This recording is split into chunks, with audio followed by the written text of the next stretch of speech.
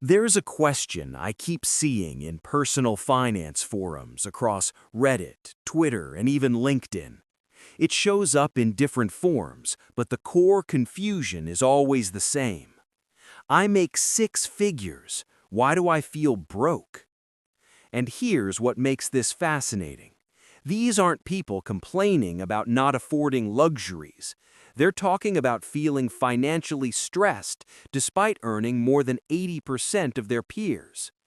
A software engineer in Austin making $110,000 a year. A marketing manager in Amsterdam earning 95,000 euros. A project coordinator in London on 85,000 pounds. All describing the same sensation, that their salary disappears before they even see it. This isn't about poor people struggling to survive. This is about educated, well-paid professionals who feel like they're running on a treadmill that speeds up every time they get a raise. Today, we're going to walk through exactly why this happens. Not with motivation, not with judgment, just math, psychology, and a system most people don't fully see until it's too late. Let me introduce you to Sarah. She's 32, lives in Denver, Colorado, and works as a senior analyst at a mid-sized tech company. She earns $105,000 a year. On paper, Sarah is doing extremely well. She's in the top 20% of earners in the United States. She has a college degree, a stable job, health insurance, and a 401k. She's exactly where she was told she should be. But here's what her monthly financial life actually looks like. Her gross salary is $105,000. After federal taxes, state taxes, Social Security, and Medicare, her take-home pay is about $6,400 per month. Her rent for a one-bedroom apartment in a decent neighborhood is $2,100. Not luxury, just safe, clean, and close enough to work that her commute isn't unbearable. She has a car payment of $520 a month. It's a 2022 Honda CR-V she bought certified pre-owned. Reliable, practical. A 6-year loan at 5.9% interest. Student loans, $340 a month. She finished her master's degree 4 years ago. She still has $28,000 left to pay off. Health insurance premium after employer contribution, $180 a month. Deductible is $3,000, so she keeps an extra cushion aside mentally just in case. Car insurance, $145. Utilities and internet, $160. Groceries, around $450 if she's careful. Gas, $180. Then there's the credit card. She doesn't think of herself as someone with credit card debt, but there's a rolling balance of about $4,200. She pays $150 a month, which mostly covers interest and a little bit of principal. The balance never seems to shrink. Gym membership, Spotify, Netflix, iCloud storage, her phone plan, another $120 combined. Let's add it up. $2,100 plus $520 plus $340 plus $180 plus $145 plus $160 plus $450 plus $180 plus $150 plus $120 equals $4,345 in fixed, non-negotiable monthly expenses. She has $2,055 left for everything else. Dinner with friends, a birthday gift, new work clothes, an emergency vet visit, a weekend trip, saving for a house someday. Sarah makes $105,000 a year, and she has about $500 a month in actual discretionary income after she's realistically handled her obligations. This is the middle-class trap.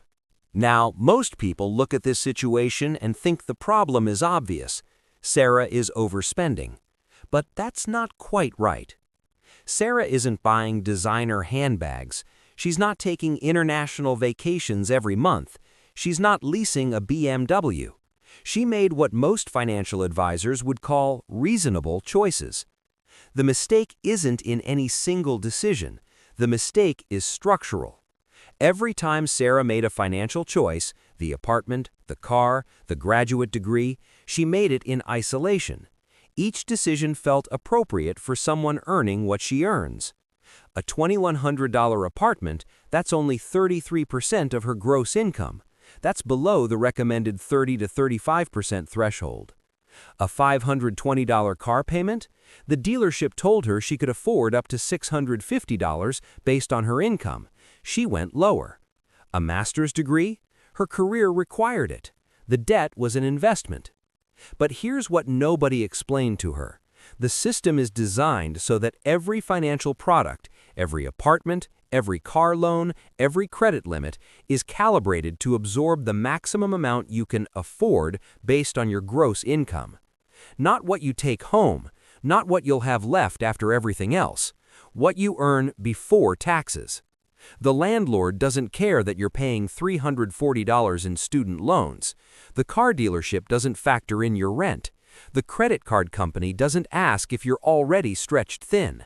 Each institution optimized for itself, and when you add them all together, they've collectively designed a life that costs nearly everything you make. This is why $100,000 feels like poverty, because the financial system has been pre-configured to consume $100,000. But there's something deeper happening here, and it's psychological. Sarah's choices weren't just financial, they were social. She didn't pick that apartment only because it was affordable. She picked it because living in a worse neighborhood would have felt like moving backward, like failure. She didn't buy that car only because she needed transportation. She bought it because driving something older or less reliable felt incompatible with being a senior analyst. This is where lifestyle inflation becomes invisible. It doesn't feel like inflation, it feels like alignment.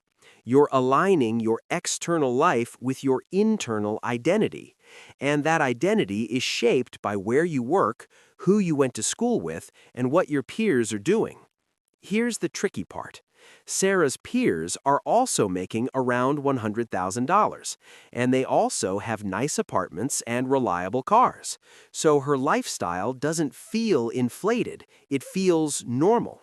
But normal in a high-cost environment is expensive. And because everyone around her is doing the same thing, there's no external signal that something's wrong. The stress just feels like life. The psychology here is subtle but powerful. We don't compare ourselves to people earning $40,000. We compare ourselves to people in our perceived peer group. And if everyone in that group is quietly struggling starts to feel like the baseline. Let's fast forward 10 years. Sarah is now 42. She got 2 promotions. She's now earning $140,000 a year. Objectively, she's doing even better. But here's what also happened. She moved to a 2-bedroom apartment because she wanted more space. Rent, $2,600. She bought a newer car after the CRV hit 100,000 miles. Payment, $615 a month. Her lifestyle expanded slightly. Better groceries, a few more subscriptions, nicer dinners. Monthly spend went up by about $400. Her student loans are finally paid off, but now she's thinking about buying a condo, and a down payment feels impossible because she never built up savings. Her credit card balance is now $6,800. She's been paying it down, but life keeps happening. After 10 years and a $35,000 salary increase, Sarah has about $700 more per month in discretionary income than she did at 32. That's it. A decade of career growth, raises, promotions, responsibility, and the financial breathing room increased by less than $200 a week. This is the compounding cost of the middle-class trap. It's not that you're failing. It's that the system recalibrates around every increase. The treadmill just speeds up. So, What do financially intelligent people do differently? They don't earn more money necessarily, and they don't follow some extreme frugality playbook. What they do is refuse to let their lifestyle automatically scale with their income. Here's a real example. A friend of mine, David, is a data engineer in Berlin. He earns 98,000 euros. That's well above median. But David still lives in the same modest apartment he rented when he was earning 65,000 euros. He still drives the same used Volkswagen.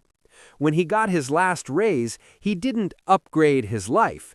He automated the extra $800 a month into savings and investments.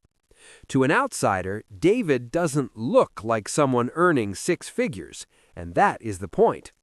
He decided early on that he wasn't going to let the market define what his life should cost. He built his own baseline, and every raise after that became actual wealth, not just lifestyle permission. Here's what that creates: freedom. Not the freedom to buy more things, the freedom to take risks, to leave a job he hates, to work part-time if he wants, to retire early if he chooses. The middle-class trap isn't about income. It's about letting your expenses rise in lockstep with your earnings. And the only way out is to consciously reject that script. If you're making $100,000 and it feels like poverty, you're not imagining it. The system is designed to make that true. Every rent increase, every car commercial, every credit limit raise, it's all calibrated to keep you fully deployed, fully spent, comfortable enough not to revolt, stressed enough not to stop. But once you see it, you can opt out. Not by earning more, not by cutting out coffee, but by refusing to play the game where your lifestyle is expected to match your salary. That's the shift. If this clicked for you, subscribe. I make videos like this every week. No hype, no nonsense, just clarity. Thanks for watching.